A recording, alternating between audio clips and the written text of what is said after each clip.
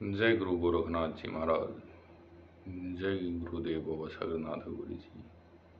आपके श्री चरणों में कोटि कोटि नमन। आज चर्चा का विषय रहेगा गुरु गोरखनाथ जी के ऊपर, जो नवनाथों में एक नाथ हैं। गुरु गोरखनाथ जी का जन्म दादा गुरु मच्छिंद्र नाथ जी की जो विभूति थी उनके द्वारा हुआ था। एक बार दादा गुरु मच्छिंद्र नाथ जी भ्रमण करते करते और निकल जाते हैं। अब गोदावरी नदी के किनारे चंद्रगिरी नामक एक स्थान होता है, जहाँ पर सरस्वती नाम की एक महिला, जिसके बच्चे नहीं थे, अब वो दादा गुरुजी से मिलती है और अरदास करती है, यह गुरुदेव, मैं निसंतान हूँ और आप मेरा भाग्य खोलें, मेरे को पुत्र रतन की आशीर्वाद दें। अब दादा गुरुजी मंत्रित करके भभूति दे देते हैं उनको कि आप इस भभूति को सेवन करो, आपको पुत्र जरूर अवश्य होगा। अब कुछ आस पड़ोस की महिलाओं की बताया जाता है कि सिखलाई में आकर और उसने सरस्वती जी ने वो भभूति गोबर के ढेर में फेंक दी, कुर्डी के अंदर फेंक दी। अब समय बीतता गया तो उस समय दादा गुरुजी बोल के गए थे सरस्वती जी को कि मैं वापस आऊँगा 12 वर्ष बाद, तब दर्शन करूँगा आपके पुत्र का। अब वो जीवात्मा प्रवेश कर गई उस कुर्डी के अंदर ही, गोबर के ढेरी के अंदर ही, क्योंकि वो सिद्धों की भभूति थी, उसमें तो कोई संदेह था ही नहीं कि पुत्र होगा या ना होगा। अब धीरे धीरे समय बीतता गया, 12 वर्ष पूरे हुए। दादा गुरु मच्छिंद्र नाथ जी भ्रमण पर आए थे तो वो सरस्वती जी के घर पहुंचते हैं। हे देवी, मैंने 12 वर्ष पहले आपको जो भभूति दी थी, अब मेरे को मिलवाओ आप अपने पुत्र से, जो उस भभूति के प्रभाव से पैदा हुआ है, मेरे को भी उसके दर्शन करवाओ आप। अब यह सुनकर सरस्वती भी चौंक गई कि महात्मा जी तो वापिस आ गए और उन्होंने वो भभूति जो थी वो कुर्डी के अंदर फेंक दी थी, तो वो कहाँ से दर्शन करवाए। सरस्वती जी रोने लगी, नाथ जियों के श्री चरणों में गिर के बोले, नाथ जी गलती हो गई और मैं तो ऐसे ऐसे जाने अनजाने जो आस पड़ोस की महिलाएं थी उनके बहकावे में आकर और वो भभूति कुर्डी में फेंक दी मैंने तो। अब इतना सुने दादा गुरु मच्छिंद्र नाथ जी बोले कि चलो मेरे को वो स्थान दिखाओ जहाँ पर आपने वो भभूति फेंकी है, क्योंकि ये नाथों की भभूति है, ये कभी निष्फल नहीं हो सकती। वो तो बच्चा तो पैदा हो चुका है, उसकी जीवात्मा तो उसी समय प्रवेश कर गई थी। अब सरस्वती जाके वो कुर्डी का बहुत बड़ा ढेर होता है, गोबर का ढेर होता है, वो दिखाती है कि है नाथ जी, इस ढेर में फेंका था मैंने। बताया जाता है कि वहाँ पर जाके दादा गुरुजी मच्छिंद्र नाथ जी पुकारते हैं अलख निरंजन, तो कुर्डी के ढेर से आवाज़ आती है कि गुरुजी मेरे को बाहर निकालो, 12 वर्ष हो गए मेरे को इस कुर्डी के अंदर, मेरे को बाहर निकालो। अब यह दृश्य देखे सभी गांव वाले और सरस्वती खुद चकित हो जाती है कि ऐसा कैसे हो सकता है, कुंडी के अंदर से आवाज़ कैसे आ सकती है। अब वो गोबर का ढेर हटाया जाता है तो उसके अंदर से गोरखनाथ जी निकलते हैं। अब जो वो गोबर के अंदर पैदा हुआ था, इसलिए दादा गुरु मच्छिंद्र नाथ जी ने उनका नाम गोरक्षनाथ जी रख दिया और अपने साथ लेकर चले गए। उनको अपने साथ ले जाने के बाद गोरखनाथ जी को अनेकों प्रकार की विद्याएं, आठ योग, संजीवनी विद्या, साबर विद्या, बहुत अनेकों प्रकार की विद्याओं का ज्ञान दिया, दीक्षा दी। अब दीक्षा की ही चल रही थी।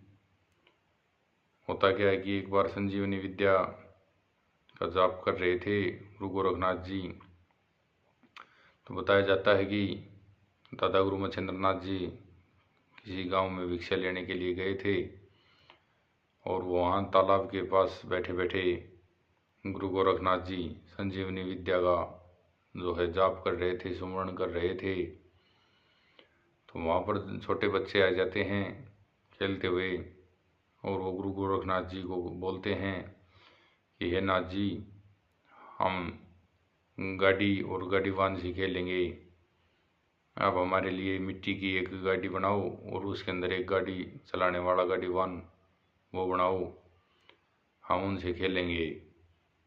तो उनके बार बार आग्रह करने पर गुरु गोरखनाथ जी कहते हैं कि ठीक है, चलो मैं बना देता हूँ। अब मिट्टी गीली करके गुरु गोरखनाथ जी उसको बनाने लगते हैं और मन मन में उनके वो ही सुमरण चल रहा था, संजीवनी विद्या के जाप चल रहे थे।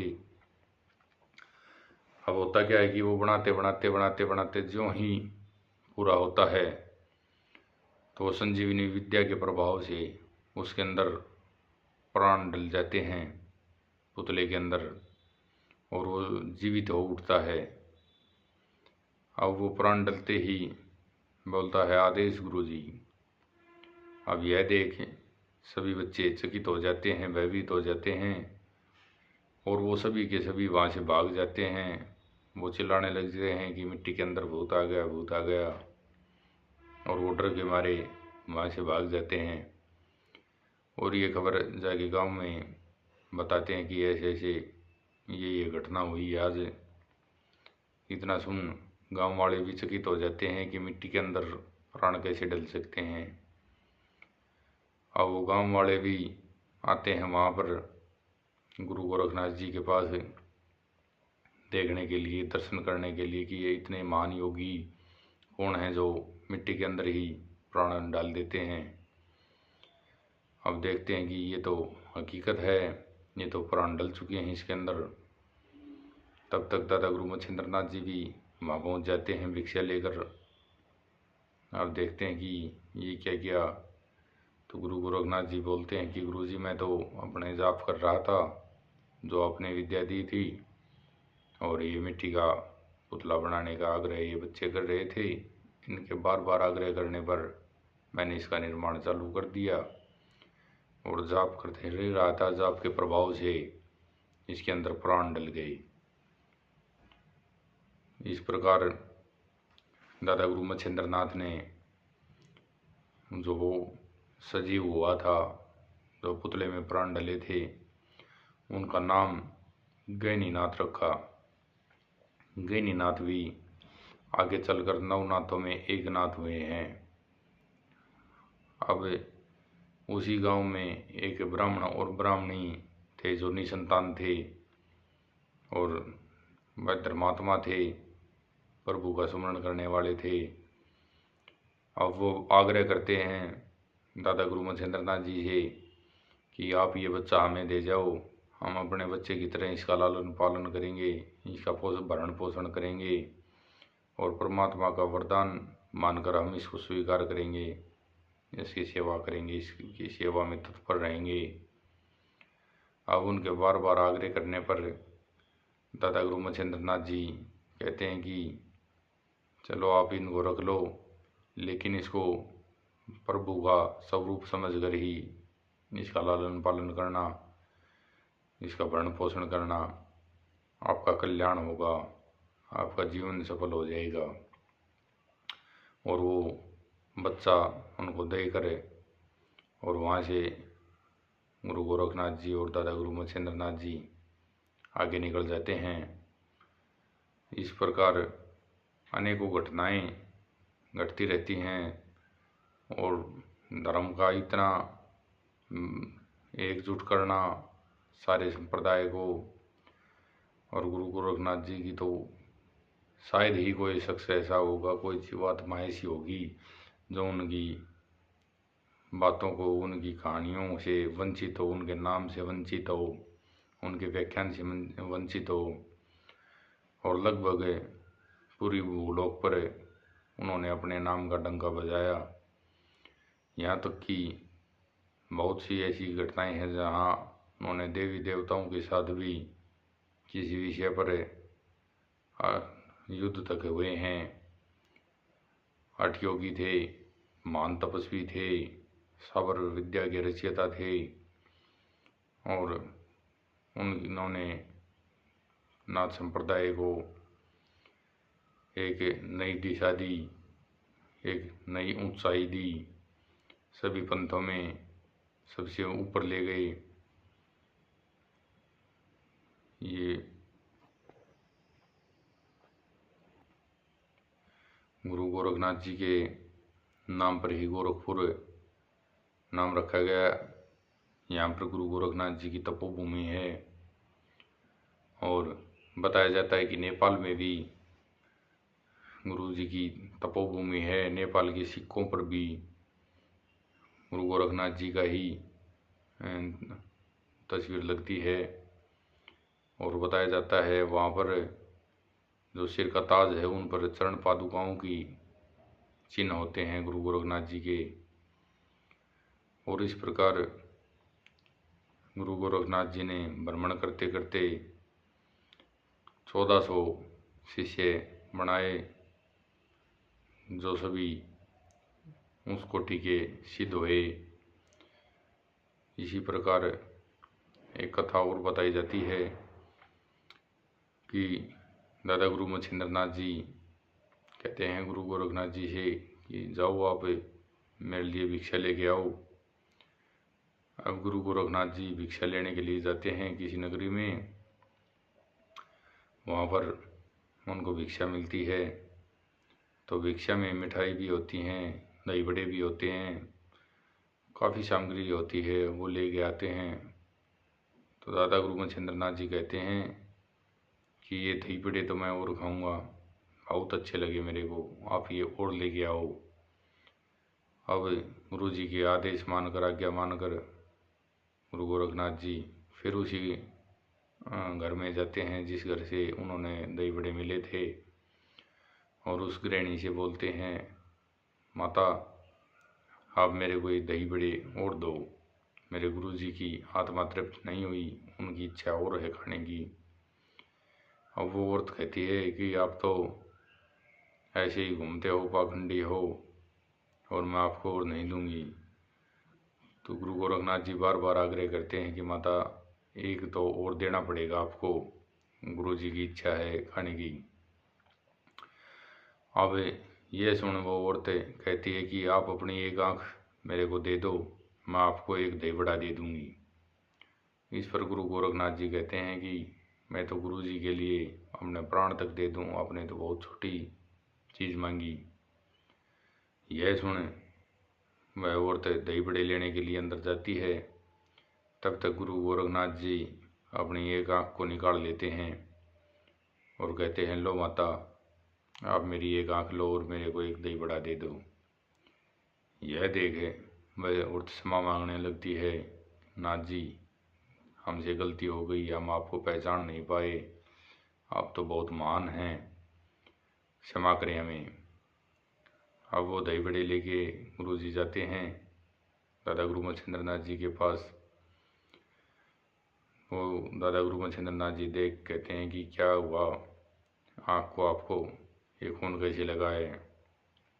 अब गुरु गोरखनाथ जी सारी घटना बताते हैं। यह सुन दादा गुरु मच्छिंद्र नाथ कहते हैं कि आप परम शिष्य हो, आपके समान कोई नहीं है। और वो अपनी माया से दादा गुरु मच्छिंद्र नाथ जी गुरु गोरखनाथ जी की आँख को फिर से ठीक कर देते हैं। और गुरु गोरखनाथ जी संत शिरोमणि हुए हैं। इनकी तो गुरु गोरखनाथ जी की अपार कहानियाँ हैं, अपार घटनाएं हैं। हमारे देश में भी विदेशों में भी इनके नाम का डंका बजा है, आज भी बज रहा है। और इन 9 नाथों में से एक नाथ हैं, मेरे ख्याल से पूरे विश्व में, जहाँ तक मैंने सुना है गुरुजनों के श्रीमुख से, पूरे विश्व में इनके नाम की चर्चा है। इस प्रकार अनेकों घटनाएं हैं, अनेकों कहानियाँ हैं, अनेकों दंत कथाएँ हैं। और नाथ संप्रदाय आज भी बहुत ऊंच लेवल पर गुरु गोरखनाथ जी की वजह से है। उन्होंने योग की, आसनों की अनेकों नई नई खोज की थी, अनेकों ज्ञान दिए थे। अब जो साबर मंत्र हैं, साबर मंत्र भी बताया जाता है कि गुरु गोरखनाथ जी की ही देन है। उन्होंने ही अपनी योग विद्याओं द्वारा इन सब की खोज की थी।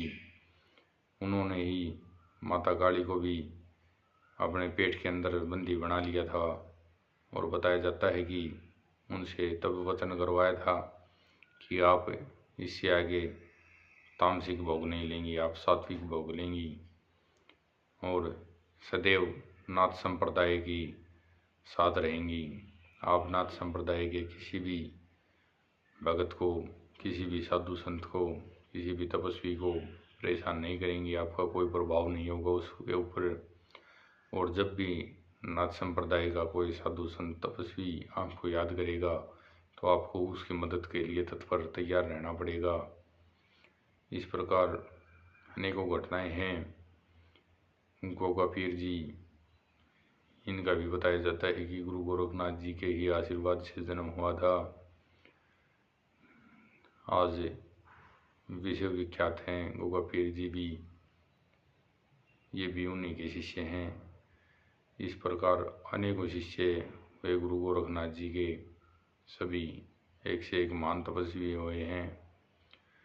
और ज़्यादा लंबी वीडियो ना करते हुए धीरे धीरे समय के अनुसार जिस जिस विषय पर चर्चा आती जाएगी हम उस विषय की चर्चा करते जाएंगे। और ज़्यादा तो हम क्या कहें, छोटा मुँह बड़ी बात है। लेकिन परम पूजनीय गुरु गोरखनाथ जी महान हैं, इनका स्मरण करना चाहिए। इनके धुएं की बहुत से ही सभी संकट कट जाते हैं। इनके सच्चे मन से जो भी अरदास करता है, निर्मल स्वभाव के हैं ये किसी को अपने दर से खाली नहीं जाने देते। जय हो, सदा ही जय हो गुरु गोरखनाथ जी महाराज की। जय हो गुरुदेव बाबा सागरनाथ गौरी जी की। आपके श्री चरणों में कोटि कोटि नमन।